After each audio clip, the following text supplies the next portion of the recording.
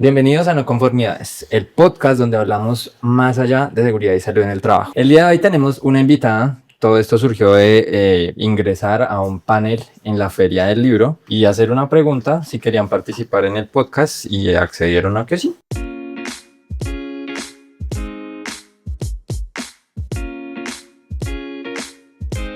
Tenemos una invitada que es una editora de los libros Cuento para Seguritos volumen 3, Mónica Quirós. Bienvenida y muchas gracias por aceptar la invitación. ¿Cómo estás? A ustedes por la invitación, por querer mostrar las posibilidades creativas de estudiantes y profesores. ¿Cuál fue la no conformidad que identificaron para poder escribir el primer libro? Porque ya van en el volumen 3, pero cuando empezaron en el volumen 1, ¿qué fue lo que ustedes identificaron para poder llegar a la conclusión de que se necesitaba un libro? Pues realmente son 3 de cuentos y 2 de historietas. Son dos modalidades y 2 líneas de conocimiento distintos. Pero la no conformidad, pues básicamente fue una situación que pasó cuando estábamos en confinamiento. Una situación familiar. Porque digamos que mi hija en esa época estaba en la edad de quererlo saber todo. Y todo era el por qué, y por qué, y por qué, y por qué. Y pues evidentemente estábamos en un momento donde como la bioseguridad y la limpieza del hogar era muy, muy importante. Y lo que sucedió fue que en medio de la limpieza matutina de la casa, ella me estaba viendo a mí haciendo la limpieza y viendo específicamente que utilizaba unos líquidos de una manera, otros líquidos de otra, que no los mezclaba, que una cosa era para una cosa y otra para limpiar otros espacios. Y ella me preguntaba y un día me dijo: mami, ¿y tú por qué te complicas tanto? ¿Por qué no los mezclas todos? Okay. Y yo le expliqué con el lenguaje pues apropiado para ella la razón por la cual no se podía mezclar. Tema de gases, intoxicación, que se podía enfermar, bueno. Tiempo después, como el tema del confinamiento estuvo muy agresivo, entre mi hermana y yo estábamos analizando pues quién era más viable que estuviera con mi mamá. Y yo no sé si tu mamá sea igual a la mía, pero todo el tiempo quieren estar limpiando, asando, hacían 4 veces al día. Y yo estaba ocupada trabajando y llegó mi hija ya súper asustada en el drama total, gritando que mi mamá estaba mezclando todo, que se iba a morir, que... pero había aprendido. Hubo drama. Ajá, hubo drama. Entonces, pues obviamente yo salí corriendo porque pues al verla yo pensé que estaba, no sé, desmayada en el piso, no sé. Ajá. Y llegué allá y tal cual acusándola, que la regañara, que cómo era posible que estuviera, porque ella tenía como 4 años apenas. Y pues a mí me dio mucha risa, y ya después cuando empezamos la alternancia otra vez a retomar el trabajo y demás, estábamos en un momento de café con mis compañeras de trabajo y les conté la historia. Ajá. Y pues realmente después de eso lo que sucedió fue que llegamos a la conclusión que por qué los niños no conocían esto desde pequeños. Y empezamos a hacer un análisis y efectivamente sí es necesario. Realmente actualmente en seguridad en el trabajo todas las personas o todos los que trabajamos en esta área nos quejamos que las personas no tienen cultura preventiva, que el sentido común es el menos común de los sentidos que tienen las personas. Sí. Pero desafortunadamente pues hay una situación que no entendemos, es que nuestra profesión es muy técnica, pero la parte técnica obviamente es muy, muy necesaria, pero sin el conocimiento académico y filosófico del por qué se hacen las cosas técnicas no vamos a avanzar en el conocimiento. Y eso fue lo que pasó.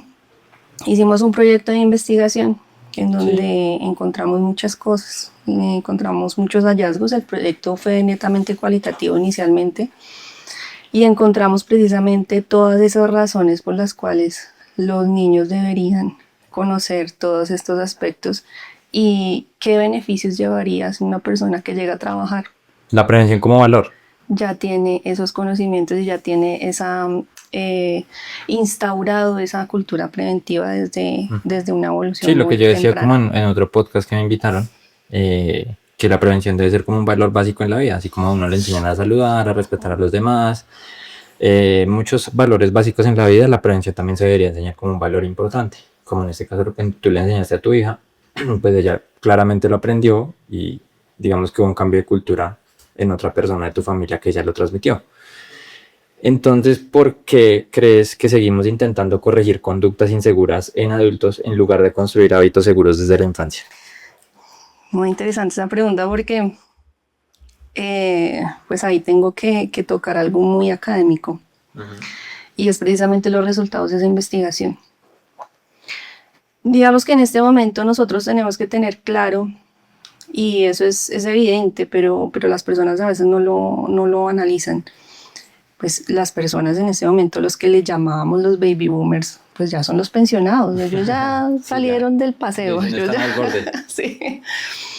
Y antes de ellos está la generación Z, la generación X. Ellos son los prepensionados. Pero en algún momento esos niños que están en los centennials, porque ya los millennials tampoco contamos, no. Los que están en los centennials y los que están en la generación alfa, pues ellos en algún momento va a existir un relevo generacional. Y es importante que esas personas o esos niños empiecen a conocer sobre seguridad del trabajo y empezar a tener nociones de prevención y de cultura preventiva. El tema es que, por lo menos en Colombia, ya hemos tocado ciertas cosas. Y, por ejemplo, en los colegios han abordado temas que también abordamos nosotros en seguridad del trabajo, como el acoso escolar. Allá se llama acoso escolar, acá se llama acoso laboral. Pero la naturaleza y la raíz es exactamente la misma. Y otros temas como por ejemplo el alcoholismo también lo abordan en los colegios, la prevención de temas relacionados con estilos de vida saludables también lo están abordando en los colegios. Sí. Seguridad vial, hace muchísimos años. Por ejemplo, yo me acuerdo cuando pues yo era pequeña, hace muchos años, que yo acompañaba pues obviamente de la mano de mi mamá, pero yo recuerdo por ejemplo Peñalosa cuando fue alcalde, esas actividades culturales que hacía no sé si alguna vez los viste, que salían unas personas disfrazadas los mimos. De pinos. No, los mimos, porque hubo un alcalde que tenía mimos. Y te enseñaban y te pasaban a la calle y te cogían de la mano y te cruzaban la calle por donde debía ser. Pero yo recuerdo esa Peñalosa que los disfrazaba como de conos. Ok. Entonces las personas que se pasaban por la mitad de la calle salían corriendo, la cogían, las alzaban y las llevaban hasta la cebra. Okay. Entonces ese tipo de cosas pues ya la hemos vivido en Colombia y hay experiencias en otros países. En medio de esa investigación encontramos también que, por ejemplo, Japón, Suecia, Canadá, ellos ya tienen programas donde involucran los temas de seguridad en el trabajo, directamente de seguridad en el trabajo en los colegios. Sí. Y existen resultados documentados. Por ejemplo, pasar de 15 por cada 100,000 lesiones en el tiempo. Estoy hablando, obviamente, esto es en el tiempo, porque evidentemente son unas acciones que ocurren cuando los niños están pequeños y se miden cuando ya son adultos y trabajan en esas mismas poblaciones. Entonces, ellos han documentado, esos 3 países particularmente han documentado que pasan de 13 por cada 100,000 lesiones graves a 5 o 6. Eso es un avance gigante. Sí. Entonces, pues digamos que hay una razón de ser y hay experiencias que ya existen en ese proceso. Ok. Y en esa investigación, en ese querer romper como el esquema, porque aparte era una manera de romper el esquema de hacerlo a través de cuentos, historietas y demás, ¿qué les respondió el mundo académico en un inicio cuando tuvieron ese primer libro respecto a enseñar seguridad y salud en el trabajo mediante cuentos? Oye, cuando se postuló ese proyecto, eso fue el acabose. Ok, ¿qué reacción tuvieron? La primera reacción fue, es que esto no tiene coherencia, es que los niños no trabajan. Es que ese fue mi pensamiento cuando estaba, digamos que redactando sobre el tema de la entrevista, y yo pensé y dije, pues es que mucho mundo académico va a pensar y va a decir, es que los de seguridad y salud en el trabajo no le tienen por qué interesar a los niños porque ellos todavía no van a trabajar. no se van a Claro. dirigir a una empresa. Y usualmente seguridad y salud en el trabajo la asocian o con una obra o con una manufactura o algo así. No lo asocian con mucho más. Entonces, por eso es mi pregunta de cómo lo tomó el mundo académico en un inicio. Inicialmente fue eso, que el comentario fue, los niños no trabajan, eso no tiene coherencia. Todos los proyectos de investigación en todas las universidades se postulan y pasan por una especie de pares académicos que dicen, oiga, si esto tiene coherencia, no tiene coherencia, si tiene razón de ser, se le puede asignar un presupuesto, ¿no? Y en ese momento la respuesta de los pares fue esa, o sea, los niños no trabajan. Sí. Obviamente pues hay como unos espacios como para subsanar esos comentarios y la respuesta fue precisamente es que existe un relevo generacional y en algún momento ellos van a llegar a trabajar. ¿Qué pasa con esto? Que la cultura se enseña desde niños. Por ejemplo, hay un autor muy importante que habla sobre este tema de cultura o de adquisición de la cultura preventiva en todos los aspectos de la vida, que es Luhmann. Y él señala que existen unas fases. La primera de ellas es como la primaria, donde exclusivamente es el contacto con la familia. La familia bajándole un poco a seguridad en el trabajo, la familia de que venga, por favor, no meta los dedos en las tomas, Sí. ¿cierto? Sí, Y sí. no se tome el cloro, ¿sí? Esas son las primeras cosas que enseñan en Cultura de prevención. En cultura de prevención, la familia. Luhmann también habla de una segunda fase, que es un contacto secundario, que es los primeros contactos en sociedad, que son escuela, universidad, secundaria, bueno.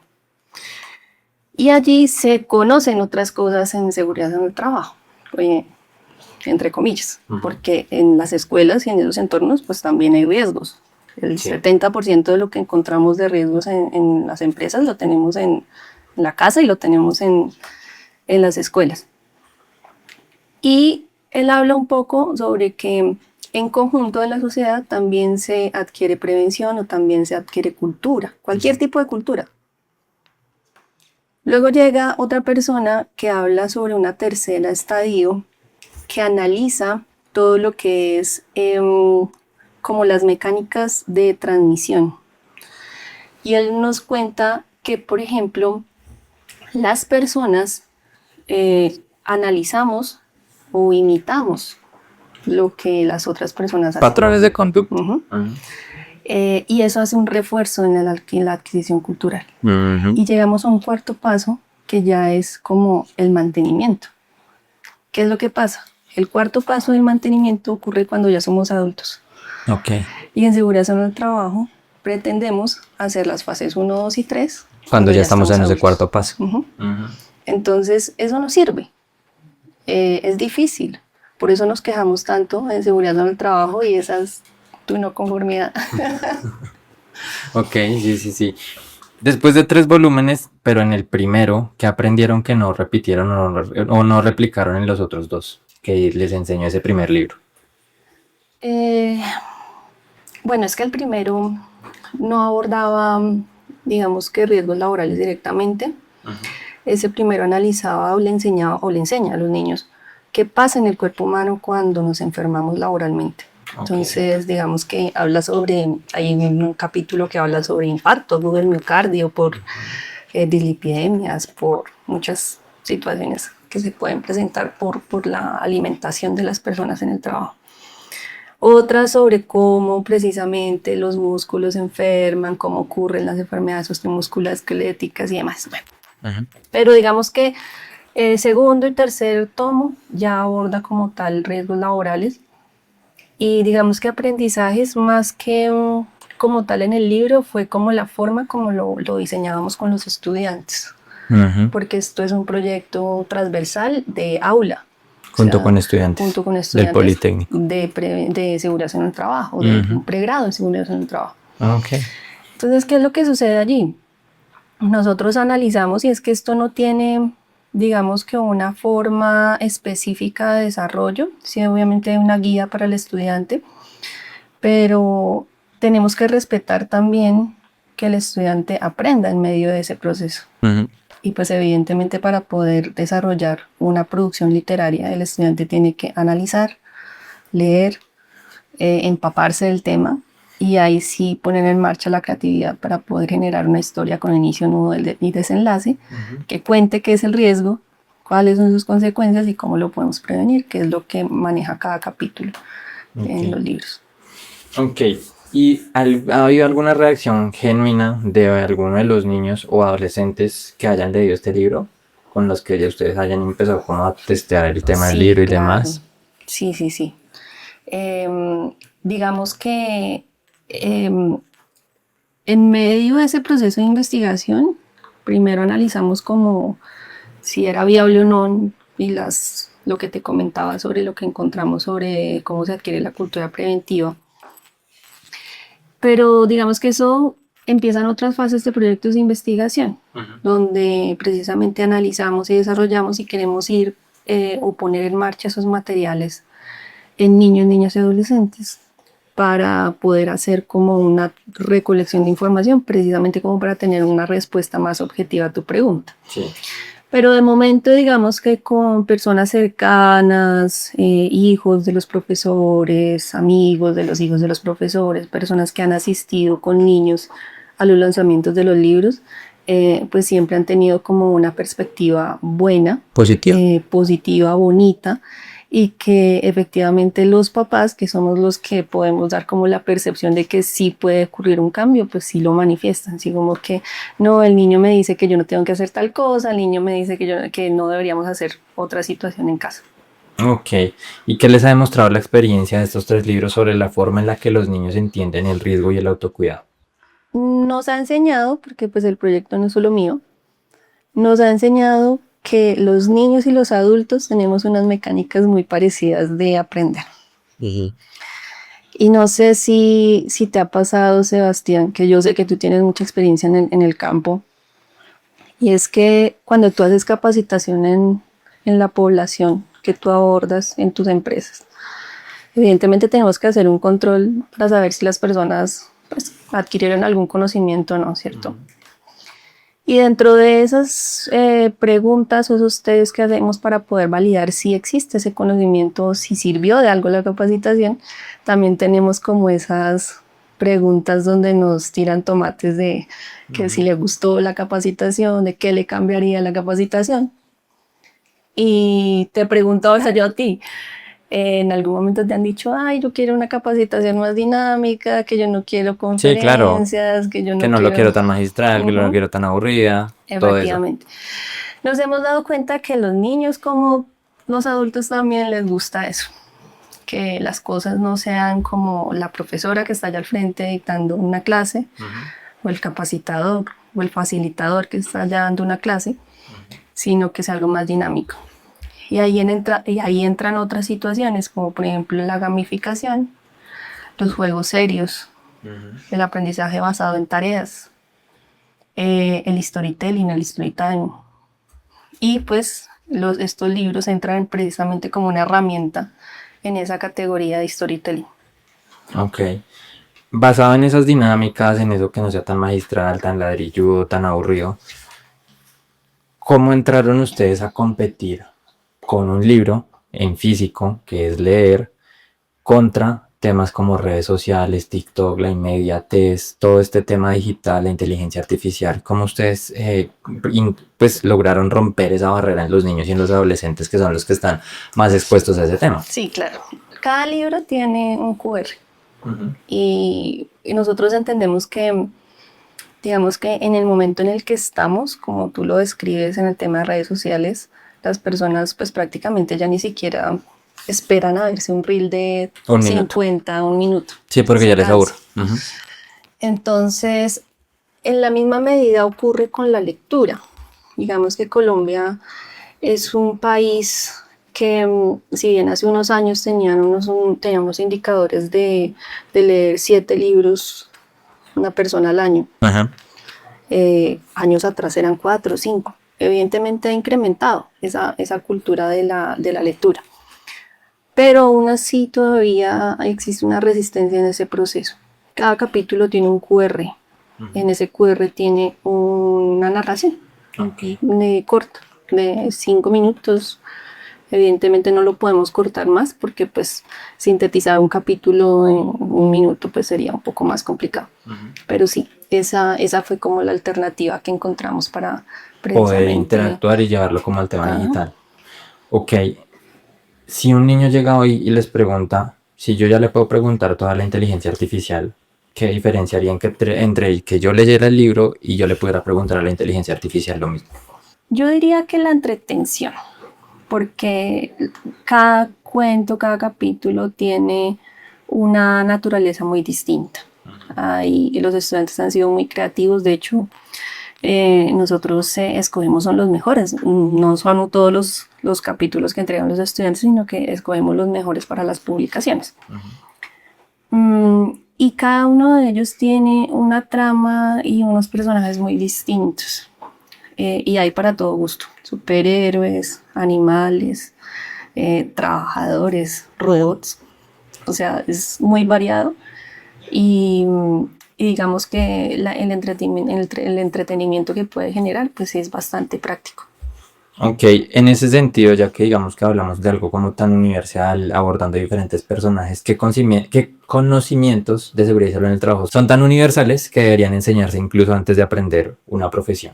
¿Qué es lo que están intentando ustedes con los niños? Acoso escolar, bullying, manejo de emociones, también lo tenemos ahí. Sí. Aunque no lo creamos, riesgo biomecánico. ¿Por qué?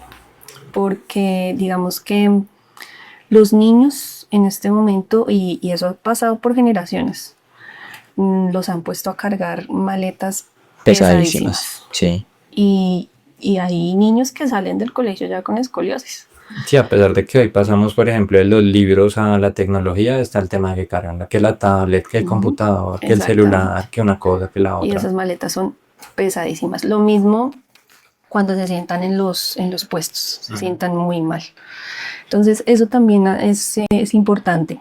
Riesgo químico también. Nosotros en las casas, en los colegios, en los laboratorios de los colegios también tenemos químicos. Y realmente lo que te contaba ahorita, el 70% de los riesgos que tenemos en las empresas también los tenemos en el colegio y en las viviendas. ¿Crees que el autocuidado es una competencia para la vida o una competencia solo laboral? Para la vida. ¿Por qué? Para la vida porque eso no para en llegar a trabajar y cuidarnos en el trabajo. Eso para también en la casa y trabaja en los espacios sociales también.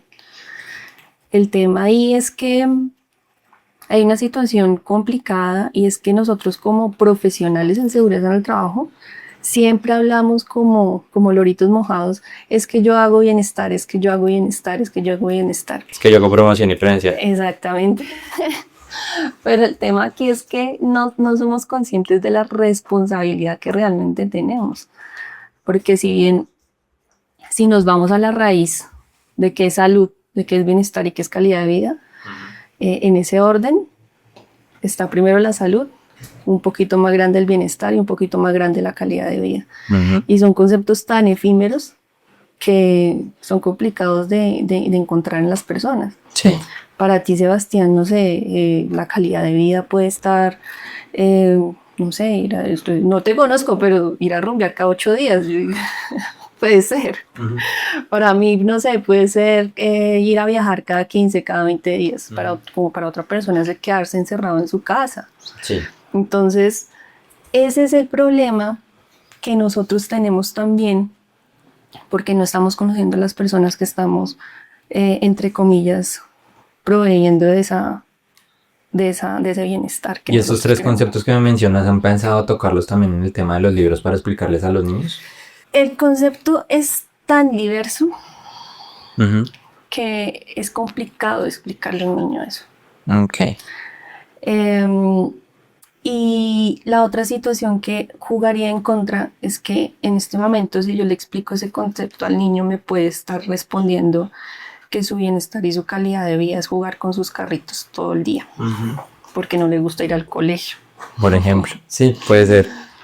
Y ya cuando crezca, pues se va a quedar con ese concepto y no lo va posiblemente como a transmutar al espacio laboral o al espacio de su vida.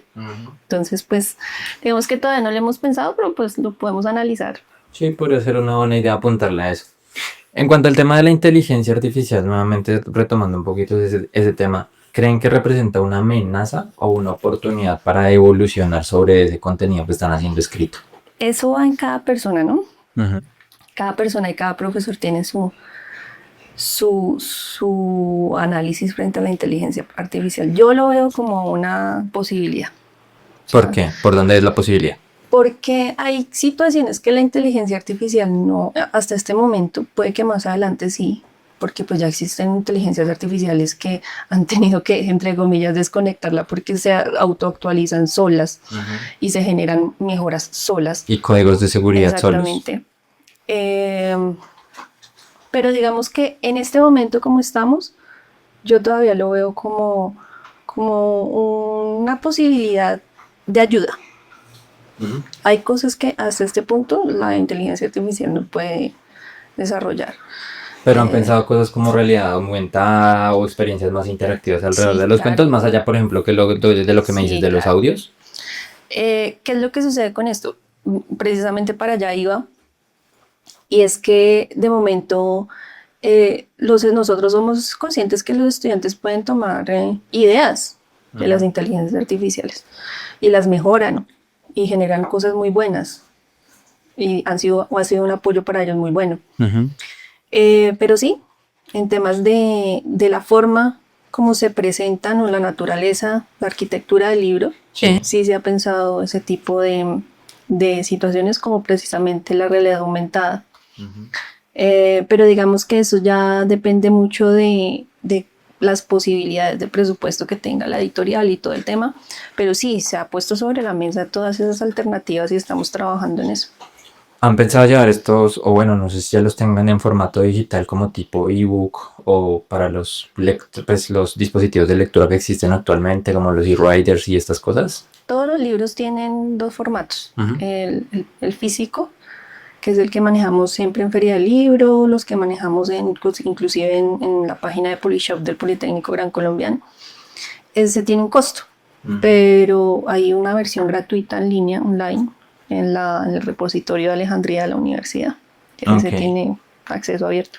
¿Han considerado volverlo a audiolibros? No, y me parece una buena idea. Pues también por temas de inclusión, además de que la gente ahorita también está muy pegada como al tema precisamente de los podcasts y este tipo de formatos que son como escuchados y de audio, pues sería una buena posibilidad también, lo que les digo, por el tema de inclusión, por ejemplo, las personas invidentes o cosas así. Sí, después de la Feria del Libro donde nos conocimos, estuvimos precisamente hablando de ese tema con el editor de la universidad.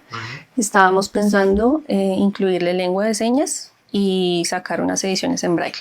Ok, y así como tienen el personaje característico del Politécnico, ¿existe alguna posibilidad que el día de mañana haya un tema de que los personajes cobren vida como para hacerlo más interactivo con los niños en los lanzamientos o demás? Ok, bueno, digamos que hay que de pronto como analizar que como esto viene de un proceso académico, el programa de gestión de la seguridad y la salud laboral del Poli, en el cual yo soy profesora, tiene ya una mascota de identidad que se llama Bernard, que es un robot.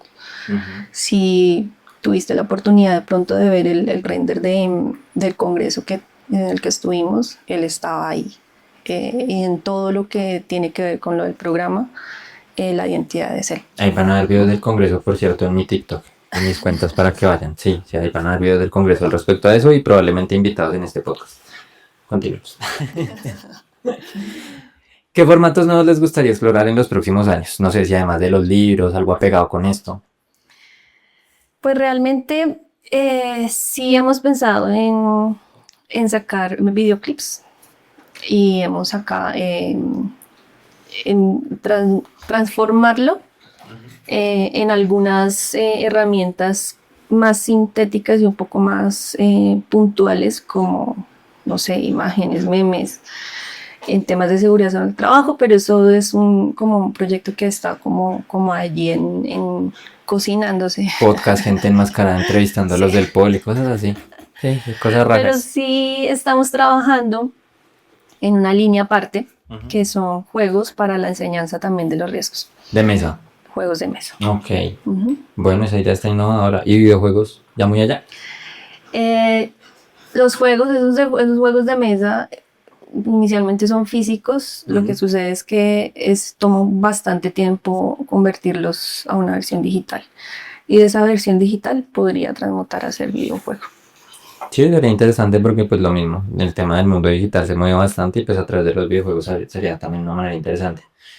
Como profesora del Politécnico, sí, el Poli, pues, ¿qué te enseñaron a ti los estudiantes sobre este proyecto? Porque digamos que eso es un aprendizaje tanto de ellos como de ustedes. Claro, los estudiantes, yo siempre les digo, los estudiantes ven al profesor como una persona lejana, como que ya se graduó, ya tiene experiencia, ya es profesor, ya sabe todas. se las sabe todas, entre comillas. Pero yo siempre les digo que nosotros no las sabemos todas. Realmente es que hay una percepción de que el profesor se las sabe todas y no. Nosotros también nos especializamos en cosas muy puntuales. Si a mí me preguntan cosas de higiene, pues probablemente yo les voy a decir no sé mucho porque pues yo no soy, mi profesión base no es la ingeniería. Sí. Pero si me preguntan cosas de salud, sería el colmo que no lo respondiera. Siendo oficio. Sí, pero digamos que ellos me han enseñado bastante en precisamente ese tema de la evolución del conocimiento. Y que ellos son muy maleables en cómo pueden adquirir esa forma de aprendizaje mediante esa herramienta. Esta herramienta no solo es para enseñarle a los niños, sino para que ellos también aprendan. Porque precisamente yo no puedo crear una historia, yo no puedo crear una historieta, yo no puedo crear un storytelling, nada por el estilo si no sé del tema. Sí. Tengo que entrar a hacer un proceso de investigación y aprendizaje para poderlo expresar. Entonces, me ha agradado mucho que ellos son muy maleables en ese sentido, son muy resilientes en la forma como aprenden, y a pesar de que ellos no son estudiantes, no sé, de literatura, Sí. pero han generado unos contenidos bastante lindos Importantes, interesantes. y con mucho impacto. Ok, referente a ese tema precisamente, pues inicialmente ahí dicen los libros que es para niños y adolescentes. ¿Consideras que estos libros también pueden funcionar como, no sé, como mecanismo de capacitación en entornos laborales ya formales? Hablando obviamente de diferentes entornos y hablando de diferentes grados de escolaridad. Sí funciona y ya hemos tenido experiencias. Estudiantes de práctica de nosotros han puesto en marcha estos materiales Como medio de capacitación. como medio de capacitación. Y han funcionado bien. Ha funcionado bien y han aprendido, se han observado curvas de aprendizaje. También han quedado muy satisfechos en ese punto que hablábamos ahorita de la pedagogía, de la enseñanza. Sí, pues en este caso ya de los adultos hablaremos más de la andragogía, ¿no? Porque pues ya trabajar con adultos, pero con un libro que va dirigido a niños inicialmente. Claro, digamos que ahí va mucho viene mucho en juego la creatividad del líder de seguridad del trabajo. Claro, para saberlo utilizar también. Claro, porque si tú llegas, hay dos cosas que es importante cuando se hace capacitaciones. Uno, yo tengo que conocer la población. Si esa población no sabe leer y escribir, Pues sí, yo no les voy a presentar un libro para que lo lean, Obviamente. evidentemente. podría utilizar el QR que tiene la narración. Pero de todas formas, la forma como yo voy a complementar esa herramienta o ese material también juega mucho en el proceso de cómo el líder de seguridad del trabajo, ese capacitador o ese facilitador está haciendo esa enseñanza y que no puede ser exclusivamente con solamente ponerlos a escuchar el libro o el capítulo y ya, no. Hay que hacer actividades de refuerzo, hay que complementar la capacitación con algo más. Entonces, allí es donde esa persona empieza a analizar cómo lo complemento con gamificación, con juegos serios. Sí, saberlo utilizar, o sea, utilizarlo más como un recurso, una ayuda, un apoyo a ese tipo de capacitaciones. ¿Cuál fue el mayor miedo que tuvieron antes de publicar el primer libro? Digamos que ya tenían la aprobación, todo el tema, pero cuando lo fueron a publicar, ¿cuál fue el mayor miedo? La resistencia. La resistencia a pensar de que ese material no podría funcionar en adultos. Ok. Ese fue como la El primer No, el primer miedo, ya evidentemente eso lo superamos. Ya el segundo miedo fue el tema de que si fuese atractivo, tal vez para un colegio o tal vez para el Ministerio de Educación, o digamos que siendo más ambiciosos, tener de pronto un trabajo mancomunado entre Ministerio TIC, Ministerio de Trabajo, Ministerio de Educación, para que eso se integre tanto al Plan Nacional de Seguridad del Trabajo como al Plan Nacional de Educación. Pero ese es el objetivo. Llegaremos allá, no sabemos, pero Probablemente. ¿Hubo algún momento en que pensaron que el proyecto no iba a funcionar? no, mira que no. O sea, sí existía como un miedo a la respuesta, pero que no fuera a funcionar, no, lo teníamos clarísimo desde el primer proceso de investigación que hicimos, donde encontramos que existían experiencias en otros países que ya habían funcionado. ¿Crees que un libro en el futuro o ese tipo de libros pueden llegar a salvar una vida? Claro, claro que sí. ¿Por qué? Realmente, al lograr que un niño adquiera cultura preventiva desde pequeño y llegue a su lugar de trabajo y ya por lo menos sepa Tenga noción de que si prevención. está haciendo una tarea de alto riesgo, pues se puede morir, literalmente, Sí. y tome con más seriedad los procesos, los protocolos, los elementos de protección personal, la forma de hacer mantenimiento de ese tipo de elementos, pues evidentemente va a salvar una vida. ¿Qué es más difícil? Pues sabiendo que tú has escrito más allá que solo para niños, tú tienes más escritos obviamente ya académicos y demás. ¿Es más difícil escribir para un niño o para un libro académico? Yo creo que es más difícil escribir para un niño, claro, porque es que es un lenguaje muy técnico y hay que Bajarlo buscar la hasta forma, lo más mínimo para que entiendan. hay que buscar la forma de manipular de cierta manera el lenguaje para que se logre ese objetivo. Sí.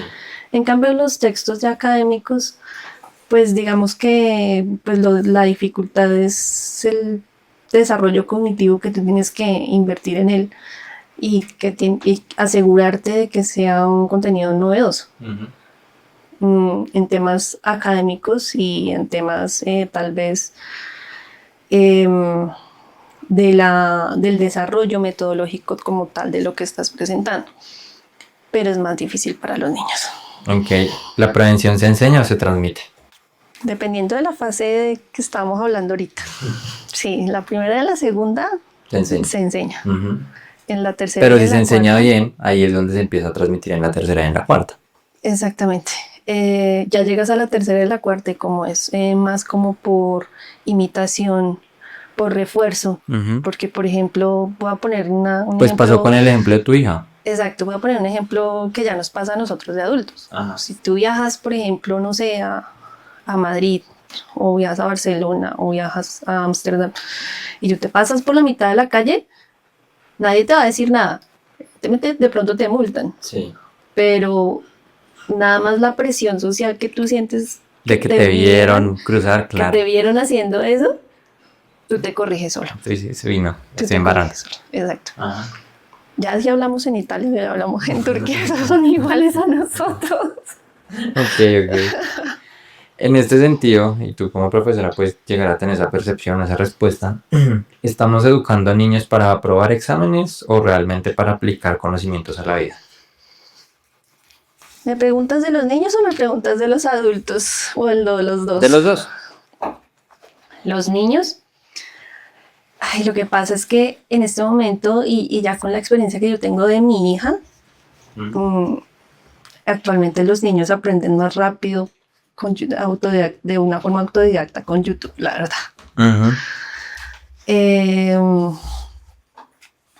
Hablando de los adultos, específicamente en el campo de nosotros, hay algo muy triste que pasa. Sí. Y es que muchas personas realizan sus estudios de nivel técnico, de nivel tecnólogo, y ven posibilidades de tener un mejor sueldo y buscan una institución que les titule como profesionales.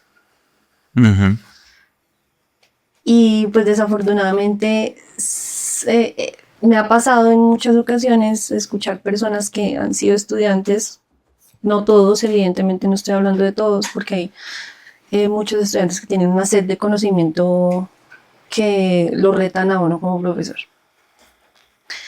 Pero hay otros que no, que ingresan como para desarrollar sus actividades, solamente como para aprobar esos módulos o esas asignaturas con lo mínimo que me soliciten para poder adquirir un cartón.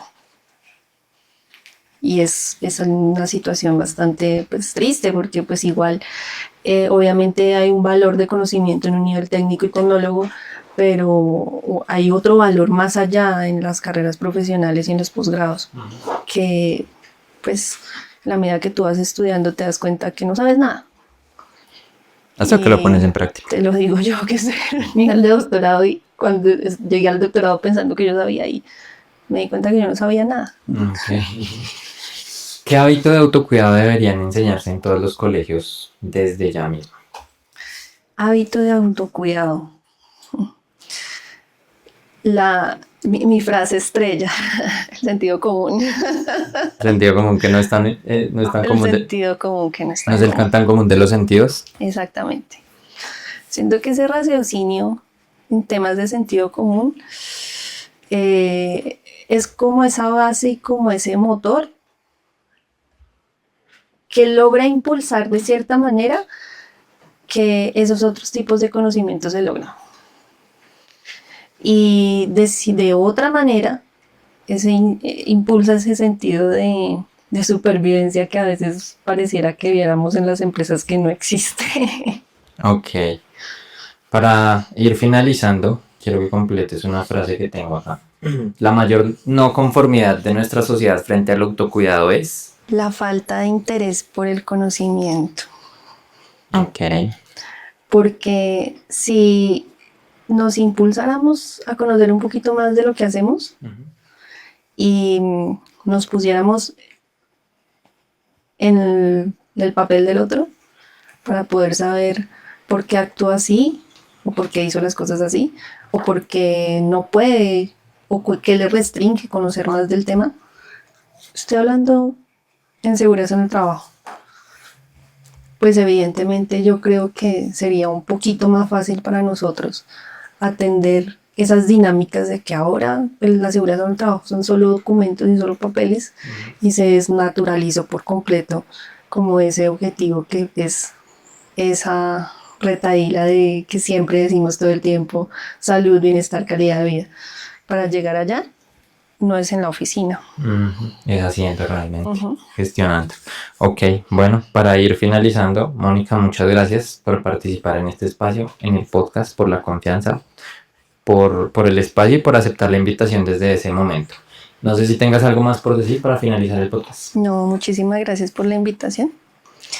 Y pues nada, te felicito por este espacio.